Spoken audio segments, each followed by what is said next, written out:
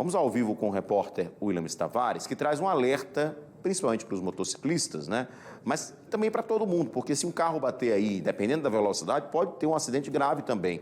Porque os prismas, né, são uma proteção, na verdade, para dividir ali a via, para evitar que, na verdade, os motoristas façam conversões proibidas, mas que muitos acidentes acabam acontecendo, não é isso, Williams?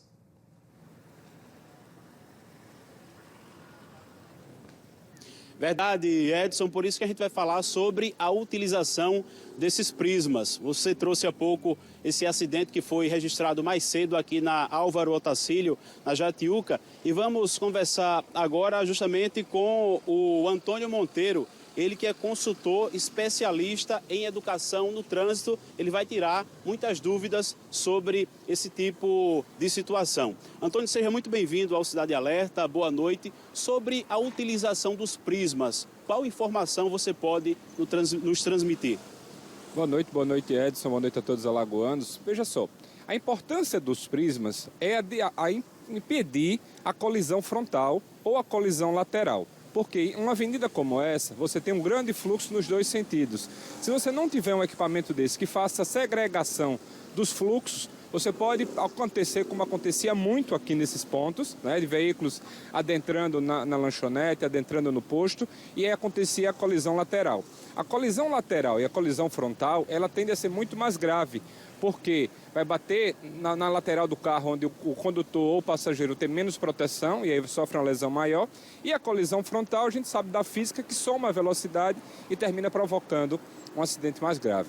O tipo de equipamento utilizado, ele está estabelecido no Manual de Dispositivos Auxiliares. Então ele está correto, não existe dúvida da questão da qualidade desse material. O que a gente chama a atenção, 2 pontos, tá? É a questão da fixação desse tipo de equipamento, porque se ele não tiver bem fixado, um veículo de grande porte, um ônibus, um caminhão pode bater nele, ele vir para o meio da via e provocar o tipo de acidente como aconteceu. Se você observar a Via Expressa, está cheio desses pontos, um volume gigante, uma dezena de prismas soltos, e aí sim provoca a queda e a morte de motociclistas.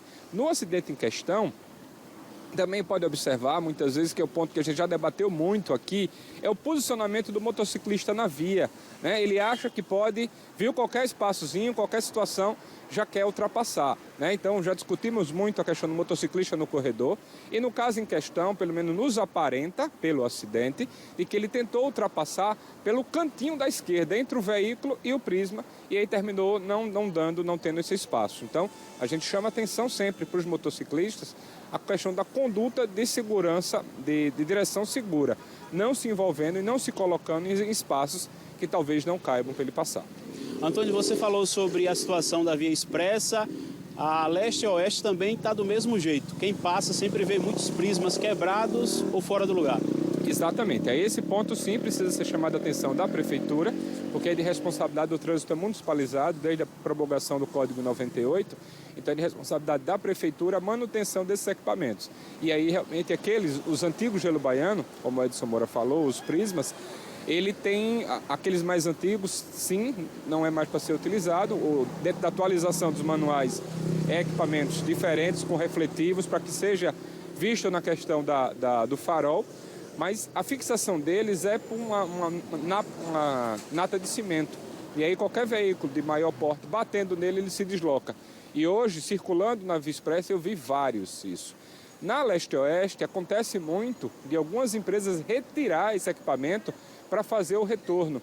E aí isso é uma transgressão que coloca a vida em risco, porque um caminhão que faça conversão ali na leste-oeste, como a gente viu vários acidentes, teve um, salvo engano, mês passado com uma Saveiro branca, né, que terminou vitimando um motociclista. Então aquele tipo de conversão tem que ser realmente proibido e esse equipamento tem que ter manutenção. Para uma cidade como Maceió, esse é o tipo de sinalização mais indicado no trânsito? Veja só, o Manual de Dispositivos Auxiliares, ele coloca diversas opções de equipamento e dentro o projetista é que faz essa avaliação e aplica esse tipo de equipamento, tá?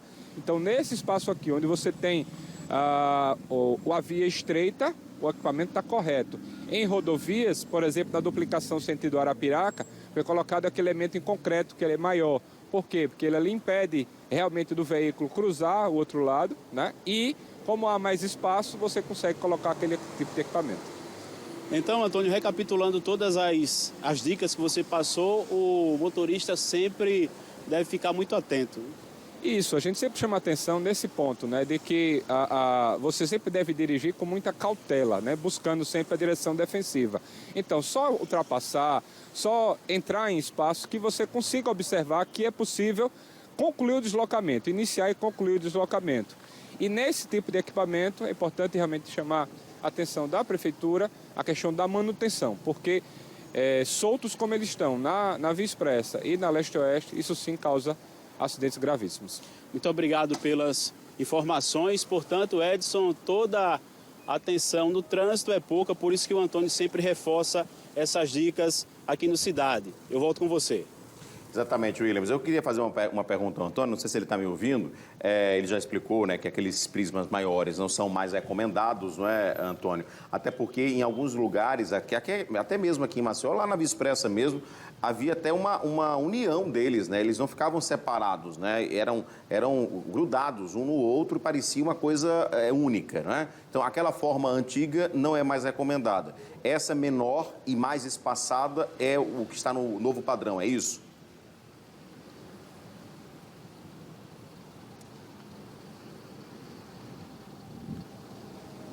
Isso. Todos os manuais são atualizados, porque o Código de Trânsito são 7 manuais que estão em vigor.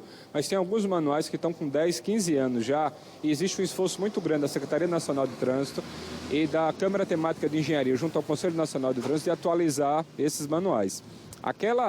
Aquele formato, eu acho, de tudo ficava agarrado um no outro, talvez era uma forma de reforçar, porque, como eu disse, aquele equipamento ele é só colado por uma nata de cimento.